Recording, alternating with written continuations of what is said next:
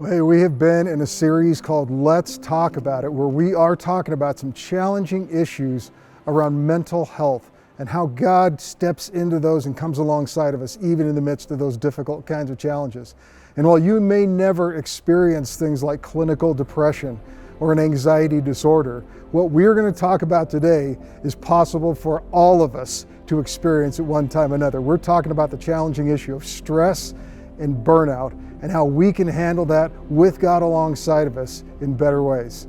Jump in with us, invite a friend along, click the message notes below, and let's go.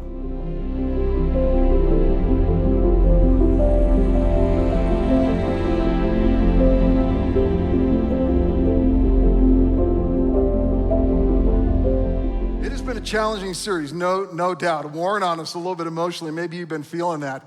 So to lighten things up a little bit for this week, we thought we'd lean into the softball issue of stress and burnout. Anybody? Yeah, here's the thing. You may never in your life struggle with clinical depression or with some other clinically diagnosable mental health disorder. You may never have an anxiety disorder, but here's the good news. Burnout is available to everybody, right? I mean, there's plenty of it to go around. It doesn't matter who you are. If you want to experience burnout, guess what? You can. But here's the thing. Burnout is different from all these other things we've talked about also in at least this way, that while these other things may not be avoidable for some.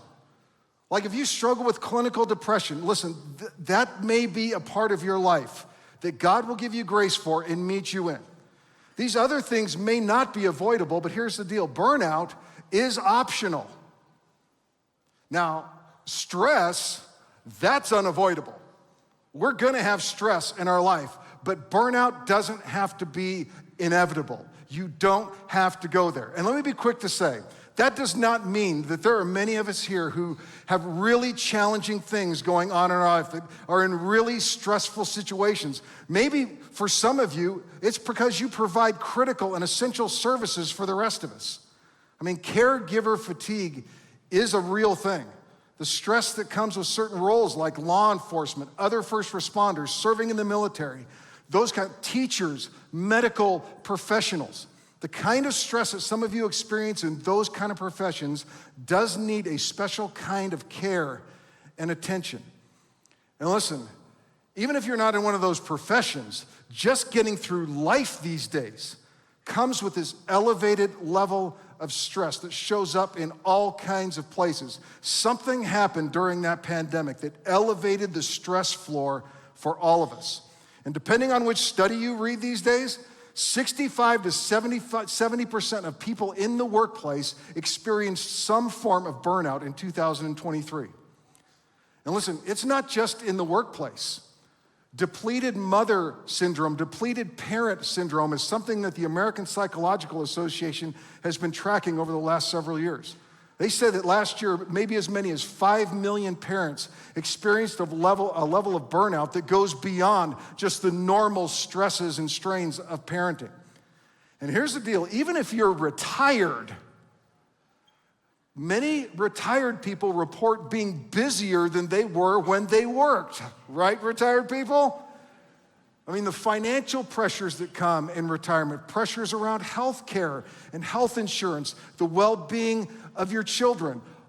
A lot of pressures come in retirement at a time when you think life ought to be a little bit easier. But in spite of all of this, listen, I deeply believe that even while stress is unavoidable, the crash of burnout does not have to be inevitable.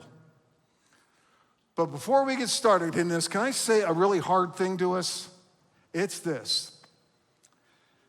Burnout is a self-inflicted wound. It is self-inflicted.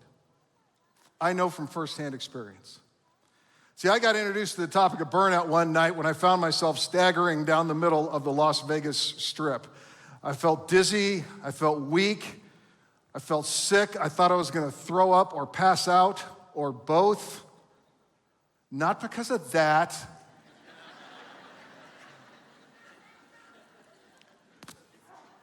I was 11 and a half miles into a half marathon that I was running at the time, okay? Thank you. And I went from feeling about as good as I had ever felt running a half marathon to about as bad as I had ever felt in my life in about a half-mile stretch. I thought, if I keep going, I'm gonna pass out and wake up in a medical tent somewhere. That's what's about to happen to me. I did what runners call hitting the wall. Anybody been there? Not fun. I mean, I'd been tired some days and gone home early and stuff. It was nothing like that. It stopped me dead in my tracks. And I want to emphasize the word dead. It was not a good feeling. And you want to know why that happened to me? I found out later. I didn't fuel the machine properly. In non-athlete terms, I didn't eat enough. Simple as that. And I got the full effect of what happens to you when your body runs out of gas.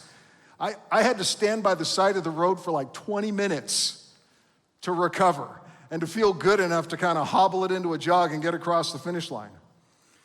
But here's the bad news. That would not be the last time that I felt like that. That would not be the last time that burnout would come and visit me. Several years ago, I had a job with this church. Okay, let me say it differently. I had a job with this church. And all of a sudden, I found myself feeling that same way all over again. It admittedly had been a challenging season for me in the role that I was in. We were in the early stages of succession planning when we were gonna hand leadership off from Pastor Kevin, who had led here so well for so long, and hand it to Pastor Drew. And there was a large staff to manage, still is, large staff to manage at the time. But one day, in the midst of all the things, I found myself crashing. This time it took a little more than 20 minutes to recover. In fact, it took me about 6 months, some extended time off, and a week of intensive counseling to start feeling like a normal human being again. And here's the thing that I realized, that in both of those instances, I didn't burn out because of what was going on around me. I burned out because of what was going on inside of me. At the half marathon, listen, it was a cool night, no wind, flat track, lots of support, people cheering us on, great conditions to run a half marathon in, and I crashed. And in my job, I could say it was a tough season. I can say there was a lot of things going on, a lot of things that I was handling. In fact, even in the midst of that really tough season, my wife came down with a bad case of breast cancer. And that put a pressure and a strain on me that I had never known before. The concern for her health and the unknown of the process that we were digging into. It was a tough season, and it was a tough season. My wife's doing fine these days, by the way. Thank you for asking. Yeah. But here's the thing. Around here at Canyon Ridge, we prioritize personal and spiritual well-being for our staff. We lean into our days off. Prayer and fasting days, we give as a gift to our staff so that they can spend a day a month connecting deeply with God. We provide counseling for our staff members and for every member of their family so that they can handle the stresses that come their way in a healthy manner. Listen, we lean into sabbaticals for our team here. You stay here long enough and you get sabbaticals along the way, extended periods of time for rest and recovery. We get held accountable for vacation time that we take and how well we're showing up and thriving in our jobs. Listen, we do a lot of stuff around here to prioritize our health and well-being. And even in that environment, I burned out. It's not because of what was happening around me. It was what was happening inside me. It was a self-inflicted wound. Now, sidebar, if you've been hanging around and listening to this whole series, you might be thinking, Aaron struggles with anxiety. Drew and his wife had this battle with depression. Mitch burned out. Dude, you guys are messed up. What is up with that? Like, what kind of church is this? Well, let me tell you, we're the kind of church that realizes Jesus invites all of us messed up people to come and find healing and help in him, right? We decided we just want to be the kind of church where you can bring your mess and your mistakes and your challenges and your brokenness, and you can find empathy here and healing here and support here from some other messed up people who are being transformed a little bit at a time to be more and more like our Savior who never lets us go. So are we messed up around here? You don't know the half of it. But with Jesus, we are finding our way a little more into the health and wholeness that he offers us. Do you have a story like that? You can. Just hang around for a while, right? Right? Listen, I thought I was the least likely person to burn out. If you'd have just asked me, I'd have told you, look, I've been a high school football player, a college football player. I know how to push myself. I know how to work hard, all the stuff. Looking back, it might have been exactly that mindset that got me in trouble in the first place. Here's why I burned out, and here's why you might burn out too. Burnout happens when we mismanage this equation right here. Stress and replenishment in our life have to equal. They have to equal. This doesn't mean stress and replenishment are the same thing. We know that's not true. The amounts of stress and the types of stress that we have in our life have to be matched with the amount and type of replenishment that meets those demands, right? I mean, you look at my story and it just makes sense. Running that half marathon, too much stress for too long a period of time, that's what happens to you. Same thing at work, too much stress for too long a period of time, not enough of the right kind of replenishment, and you burn out. That's what happens. Listen, there's a lot being said these days about work-life balance, right? A lot of people are screaming about more work-life balance. But I think this is a better thing to measure. Here's why. Because even when you go home from work, life meets you with a lot of stress, doesn't it? Like, we don't just escape stress when we go home to our life. Life comes with a lot of stress. Life comes with a lot of challenges. Just navigating life comes with a lot of pressure. But here's the thing, it works the other way around too. You get too much replenishment of the wrong kind and not enough stress of the right kind, and you will also burn out. Right? Think about it like this. Why was the gym parking lot full in January? It's because some of us looked at ourselves and went, whoa, I got way too much replenishment over the holidays or last year, and what do? We go sign up for some stress, right? We go sign up for that dude with the microphone to yell at us and make us ride the bike and all the stuff. Because we got to keep these things, that's a whole other message, by the way. I wish we had time to talk about that. Ask me about it later, too much replenishment, right? Is there such a thing as too much replenishment? Some of you are asking. But here's the thing. Burnout is really about too much stress for too long a period of time. Nobody burns out in a day. You might feel stressed out in a day. You might feel worn out from a day, but real burnout happens over time, a little bit every day. And it's a place where you can, when you get to a place of burnout, it's the kind of place you get to when you can no longer rally and recover quickly. Burnout comes on us and gives us the gift of an emotional fatigue that brings numbness and despair. It's a place where you find yourself unable to recover your perspective. In other words, every problem, everything that gets set on your desk or handed to you feels huge and insurmountable. Like you can't even imagine taking on one more thing, because even if it's a little thing, even if it's just asked to do a simple task, you feel like, oh my God, I can't take any more. And maybe the scariest part of all, and this is part of what, all of these things are part of what I experienced. Burnout makes hopefulness and the anticipation of the future disappear. It robs us of our hope. In my burned out state, I remember sitting in my office one day and thinking, I can hang on for about 4 more months, I think. And then I don't know what happens. It's like the road of my life just disappeared into a fog at about 4 months. And I thought, I wonder, this is how you feel when you start to think about doing desperate or rash things right here. See, none of that happens because of what happened one day. It shows up over time, and that's why it might be so dangerous. That's why it might be so insidious. It's hard to see coming.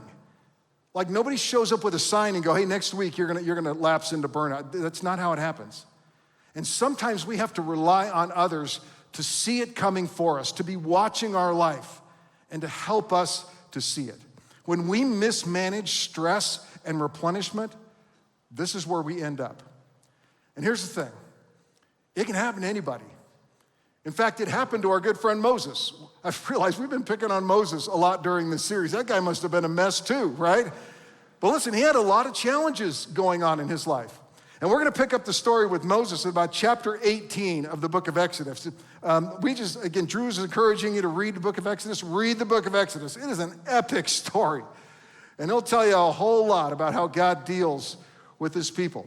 But we're going to pick up Moses in Exodus chapter 18. He's right in the middle of leading the people of Israel out of Egypt on this epic journey across the desert to the promised land. It's just in the thick of all of that mix. And now you got to remember something about Moses also. The reason Moses was in the position he was in was because he had gotten a promotion from being the leader of a herd of sheep to the senior pastor of a church of 2 million people. That's where he went. And he's trying to figure out how to lead all of these people when the last job he had was watching sheep, all right? And one of the duties that he has in this job was to sort out all of the disputes that were happening between the 2 million people that were following him. Can you imagine? You think your job stinks, right? That is not a good job. And we picked the story up there with Moses, and it says this. It says, the next day Moses took his seat to hear the people's disputes against each other. They waited before him from morning till evening. In other words, there was a long line of people waiting to see Moses. And he was sitting there having to handle all of their disputes. It says, when Moses' father-in-law, now Moses' father-in-law was a guy named Jethro. Remember Jethro? Moses ends up working for Jethro herding sheep, and that's when he gets called to go be in this new job of leading all these people. So Jethro's still hanging around and watching Moses, and this is like a great father-in-law, a great example of what a good father-in-law is like. He says, he sees all that Moses was doing for the people, and he asks Moses, what are you really accomplishing here by doing it this way? Why are you trying to do all of this alone while everyone stands around from morning until evening waiting on you? And Moses, like a good son-in-law, is a little defensive and has a good answer for him. He says, look, because the people come to me to get a ruling from God. When a dispute arises, they come to me. I'm the one who settles the cases between the quarreling parties. I inform the people of God's decrees and give them his instructions. He's saying, look, man, I got a hard job here. And he had a legitimately hard job to do. A lot was on him to settle all of these disputes. But do you see what he was doing to himself? Do you see where this was headed? Good news was his father-in-law Jethro did.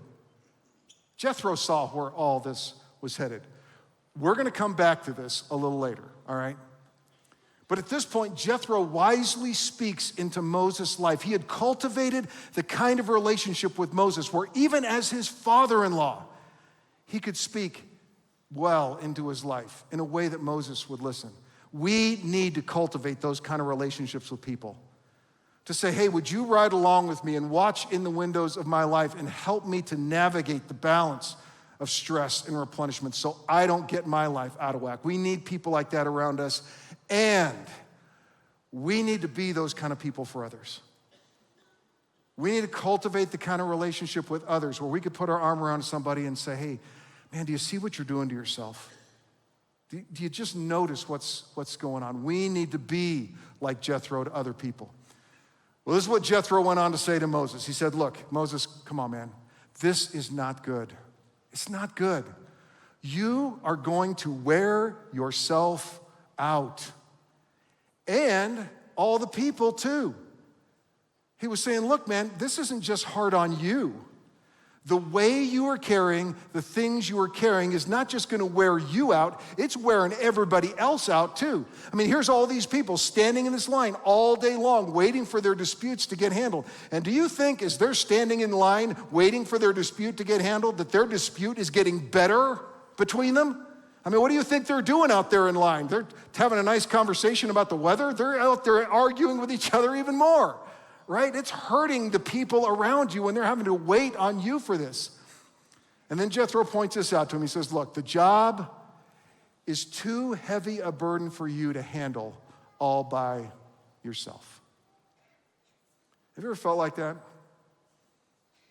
Feel like that about your job right now? Feel like that about the pressures you've got right now? Man, all of us can feel like that at one time or another, right? Man, what I'm handling is just too much for me to carry all by myself. That phrase right there is what leads us to burnout if we're not careful. But let me ask you something right here. Why do you think God would give Moses a job that was too big for him to carry alone? Could it be that maybe there's something that we're supposed to learn from our limitations? Maybe there's something we're supposed to pick up from watching ourselves not be able to handle everything that we're supposed to handle. Here's the thing I know. You can do anything. You really can. You're an amazing bunch of people. You can do anything, but you can't do everything. If what you're carrying is too heavy for you to carry all by yourself, then maybe you were never meant to carry it all by yourself. So Jethro goes on. He says, Moses, listen to me. Let me give you some words of advice, and may God be with you in this. You should continue to be the people's representative before God, bringing their disputes to him. Teach them God's decrees. Give them his instructions. Show them how to conduct their lives. In other words, you do have a job to do here. There is something for you to do here. Don't just quit your job, right? God has given you some things to do here. But there is a better way to carry it than the way you have been carrying it. You need to do some things differently. So he tells Moses, here's what you ought to do. You ought to get some people together and train them up and let them help you sort out some of the smaller, easier disputes, right? Divide the people up into groups of 150 and 10, smaller groups, and appoint other people to deal. Get a better plan together and begin handing things off to other trusted people who can help you sort out these disputes. That's what you ought to do. And then he goes on to say, look, if you follow this advice, and if God commands you, check this plan with God and make sure God's in this too. He says, then you will be able to endure the pressures. And all these people, including you, Moses, will get to go home in peace. And I just love the humility of the next line. Where it says Moses listened to his father-in-law's advice. And all you father-in-laws are like, yeah, that'd be great. And he followed his suggestions. I just love how the Bible leaves these stories in here. In the grand scheme of things, this whole story is like totally inconsequential to the journey of the people of Israel to the promised land. In spiritual terms, there's nothing really in this. There's no miracles in it. God doesn't come and intervene in some miraculous way. It's just good, solid, practical wisdom that God leaves for us in Scripture so that it's not lost to history. And there's a couple of practical things we can learn from just this simple story about this epic in Moses' life where he was wearing himself out, and there was a better way to do it. So here's these couple practical things. First, set some things down. Just set some things down. You need time to rest. We all need time to rest. And you ought to evaluate it on two fronts. Either set some things down permanently that you don't need to be carrying. Wrestle out what those things are. Or just to set some things down for a while. Like just take a break. Take some time off of worrying about those things, of carrying those things. It's called a vacation. It's called a weekend. It's called a day off, right? Take some time and set the things down. Set your phone down for a while. Shut your laptop for a while and set things down for a while to rest. We need time to rest. Listen, just 2 chapters after this, in Exodus chapter 20, God is giving the same group of people some important instructions about how to live well. And number 4 of the top 10 things he tells them in this very important list of instructions, are you following me? Was this: remember to observe the Sabbath by keeping it holy. This was farther up on the list than don't kill people. This got more ink than stay faithful to your wife and your husband.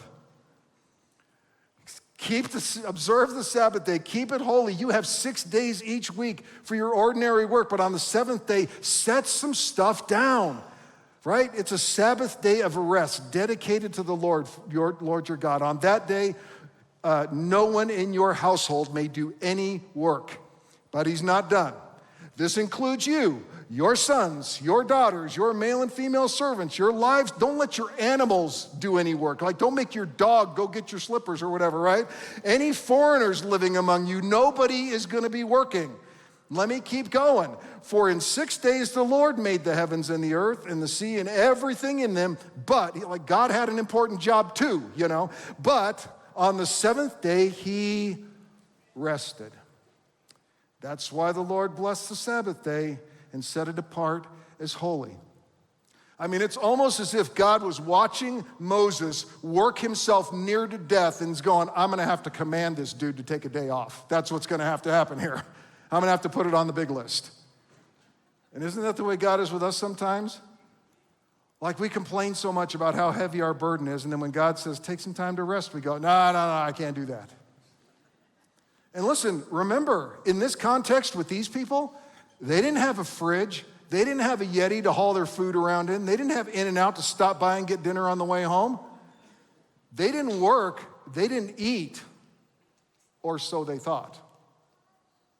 You see, the whole Sabbath thing was meant to be an exercise in learning to trust God to provide. The whole resting thing that God wants us to do is all about learning that when I am not working, God is still working. God is still hard at it. When we set things down and rest, what you're saying is this: God, I trust you to run the world for a while. I'm gonna be over here resting. I trust you to provide for me. See, there's some things that God wants us to teach us from our limitations, right? So when is your 24-hour period of time? Or when are your regular blocks of time when you intentionally set your work down and produce nothing and trust your life to God?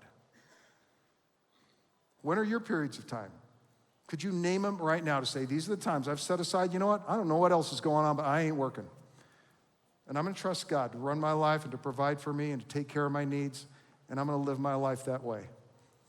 We need to rest, simple as that.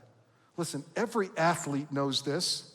Stress makes us weaker. You go to the gym, you work out, and what happens to your muscles in the course of that workout? They get weaker, don't they? It's in the moments of rest in between workouts that they get stronger. That's when strength actually builds, so you can come back stronger the next time. It's almost like God knew something about how our bodies and how our life works when he told us to rest. Listen, if you want to avoid burnout, you're gonna have to set some things down. Let me say it again. Burnout is a self-inflicted wound. Second thing we ought to do, though, is we got to hand some things off. We got to set some things down, and like following Moses' example, we got to hand some things off. We got to find trusted people around us and hand things off. Remember the questions that Erin posed to us back when she was talking about anxiety? These are from Steve Cuss.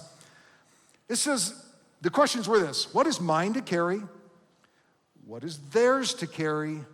What is God's to carry? Here's the thing. Not everything is yours to carry. You don't have to carry it all by yourself. It's not good for you. And let me just tell you, it's not good for those around you either.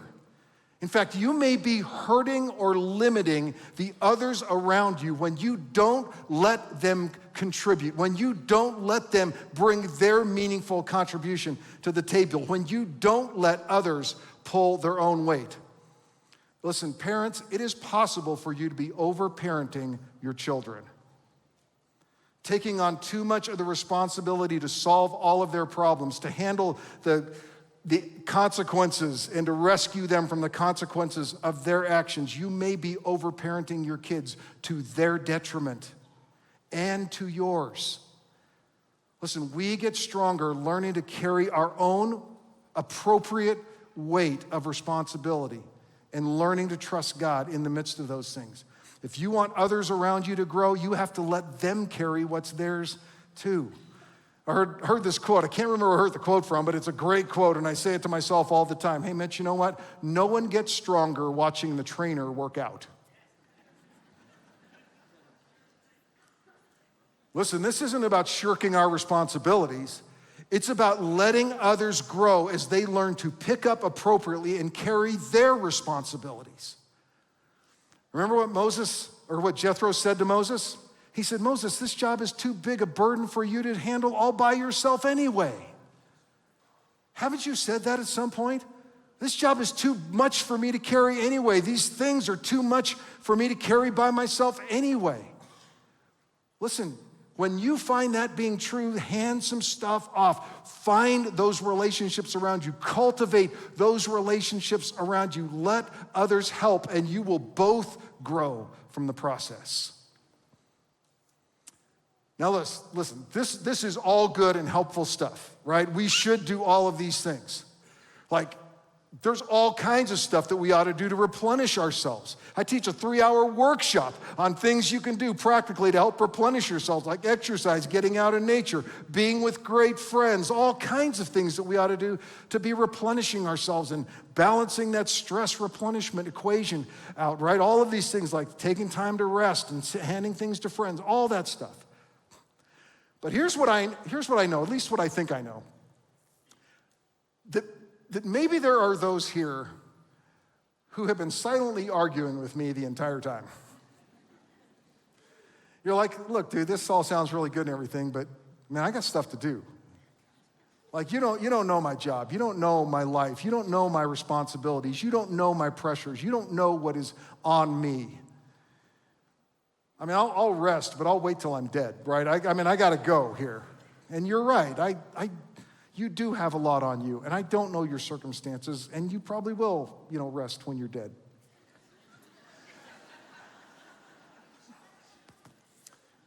But let me just ask you this question. And maybe this would be a good time just really be honest with yourself. Why can't you rest? Why is it so hard for you to shut off the work? Including that work that's going on in your mind all night that won't let you sleep. Why is that so hard for you? See, here's what I found out. A car that won't start is a problem. A car that won't stop is deadly. And if you're going to balance stress and replenishment, you got to get some rest. Why can't you set anything down or hand anything off? Why are you carrying all of that? Why are you doing all of that? Now, it's probably for a really noble reason. And that reason is this, because we think we're supposed to. But you remember when Jethro asked Moses, why are you doing all of this stuff? And Moses said this. He said, because the people come to me to get a ruling from God. When a dispute arises, they come to me. And I'm the one who settles the cases between the quarreling parties. I inform the people of God's decrees. I give them his instructions. Do you hear it? See, burnout grows in the fertile soil of isolation. When we somehow get into our head that all I'm carrying is all on me. We think I got to carry it all. I'm supposed to carry it all. I'm supposed to know all of what to do. I'm supposed to handle all the responsibility and take it on myself. Listen, I want to tell you, burnout is optional. But not because stress is avoidable, but because rest is available. That's why we can avoid burnout. Because there is real rest that we can find in Jesus. The kind of rest, honestly, that many of us have been longing for. That many of us have been trying to find on those little weekend getaways and on those vacations that we go to and think, oh, now I need a vacation from my vacation. Maybe you've been looking in the wrong kind of place for the kind of rest that we actually need. To carry the stresses, to carry the pressures in appropriate ways. Here's what Jesus says to us. This verse, I want you to know, has become an anchor for my soul. Jesus says this, come to me with all of your pressures and all of your stresses and all of the things that are on you and the things that are weighing you down, appropriate and inappropriate, all of the things that you're carrying, come to me. All of you who are weary and are carrying heavy burdens. Anybody weary? Anybody carrying heavy burdens? Come to Jesus, and he says, I will give you rest. Do you believe that? Do you believe that that's true? That if you bring all that you're carrying to him, he will help you find solutions, strategies to deal with it, escape from it, that he will help you find rest? Could you consider that this might possibly be true? That it's in coming to him and bringing all of those things to him that we find real rest, that actually allows us to grow stronger so that we can come back and do life better and carry the things we're carrying better than we've ever done before. He will help us find that kind of rest. And he explains how he does it. He doesn't just leave us hanging there. He says, look, and here's how it works. You take my yoke on you. Let me teach you, because I'm humble and gentle at heart. In other words, I'm not harsh. I'm not a taskmaster here, right? Take my yoke on you. Take my harness on you. Connect yourself with me. Let me teach you how to do this, and you will find rest for your soul. I don't know about you, but that's the kind of rest I was looking for in the midst of my stress. Jesus is saying, look, there is a whole different way to approach your life. There is a whole different way to approach your responsibilities, to carry your stresses, to carry your pressures. Jesus is saying, this is the way. Harness yourself to me. Partner with me. Hand your stuff to me, and you will never pull another load alone. You will never handle anything with only your own strength to count on. Let me show you how to do it. Let me handle it with you. Let me carry it with you. Trust me for what you need. And in doing this, you will find a rest for your soul. Maybe there's something we're supposed to learn from our limitations, and that is to come to Jesus. This is what we were made for. Jesus is saying, look, trust that I know. Count on me that I know, whatever you're handling, I know. I know how to untangle it. I know what the end of this is going to look like. I know where this is going to end up. Just trust me that I already know. You don't have to figure it out. I've already got it all figured out. Trust that I'm in charge, that I'm in charge of the outcome. Like you don't have to work and manufacture and grind away to get to, I'm in charge of the outcome. And trust that when you're resting, I'm always at work.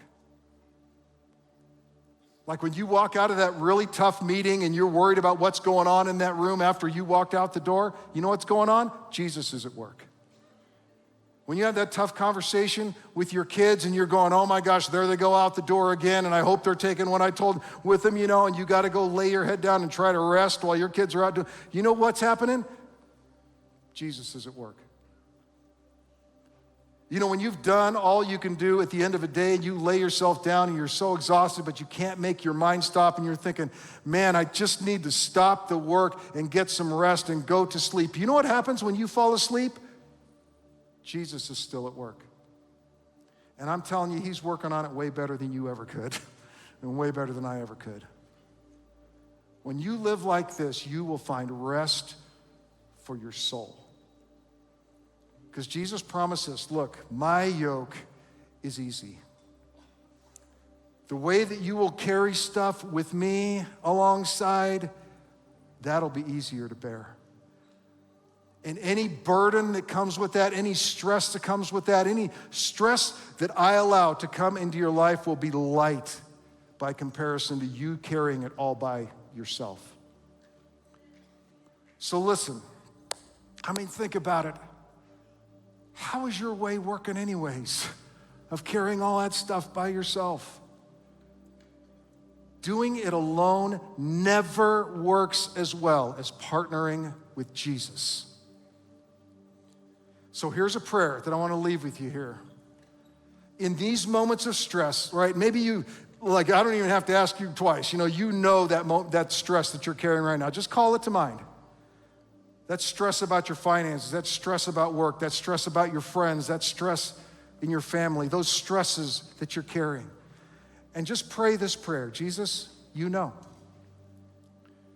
Jesus, you're in charge of the outcome. And Jesus, I trust that you are at work right now. This prayer has become a constant prayer for me when stress has come my way. Jesus, you know how this is going to work out. Jesus, you're in charge of the outcomes of this, and you are at work right now. And I will just be, if you need me, I will just be sitting over here. But Jesus, I trust the work that you're doing. I'll be busy doing what I feel like is my responsibility, but I'm not going to do what only you can do. I trust you that you're at work right now. So let's do this. Let's set some things down. Let's take a break at times, right? Let's hand some things to those people around us. But more than all of that, come to Jesus and partner with him. Let him show you a whole different way. And then do this. Look to those people around you who are stressed and struggling and pray that prayer over them. Just sit with them and say, can I just pray for you in your stress? Jesus, you know what my friend is going through. And you're in charge of the outcome of their life and their thing. And you are at work right now, and they can count on that. Amen. I pray that for your friends. So this week, notice when stress comes your way. Lean into it with the help of Jesus before stress turns into burnout. Experience the rest that he offers us. Pray that prayer that we offer. Jesus, you know. Jesus, you're in charge. Jesus, you are always at work. Even when I'm resting, you are always at work. See what happens as you lean into him. Experience the kind of rest that only he can offer to us. Listen, we're glad you've been with us. If we can help you with anything, go to our website at canyonridge.org. Find all the resources there, particularly those resources around mental health and how we can lean in and help you and to support you in your journey. Listen, subscribe, share, join us next week. We're glad you've been with us.